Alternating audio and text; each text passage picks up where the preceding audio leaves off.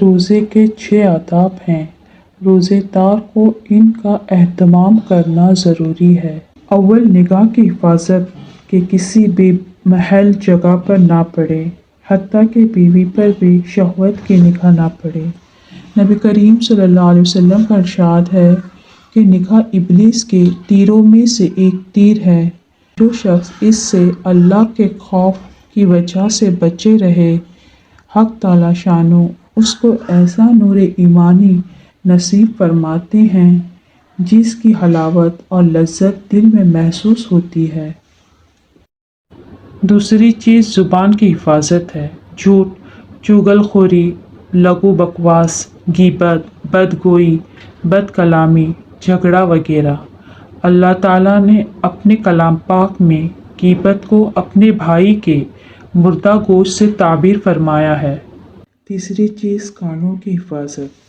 وہ باتیں جس کا کہنا اور زبان سے نکالنا ناجائز ہے، اسی طرح کان کا لگانا اور سننا بھی ناجائز ہے۔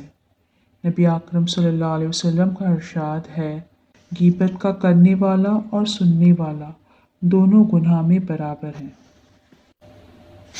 چوتھی چیز بدن کے باقی اعضاء، مثلاً ہاتھ کا ناجائز چیز کے پکڑنے سے، پاؤں کا ناجائز جگہ کی طرف چلنے سے روکنا، پیٹ کا افطاری کے وقت حرام مال سے افطاری کرنے سے۔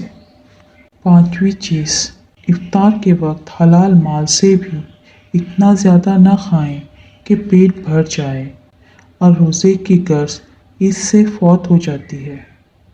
چھٹی چیز، جس کا لحاظہ روزے دار کے لیے ضروری ہے کہ روزے کے بعد اس سے ڈرتے رہنا چاہیے کہ نامعلوم یہ روزہ قابل قبول ہے یا نہیں، اور اسی طرح ہر عبادات کے ختم پر کہ نامعلوم کوئی لغزش ہوئی ہو جس کی طرف التفات بھی نہیں ہوتا، جس کی وجہ سے یہ منہ پر مار دیا جائے۔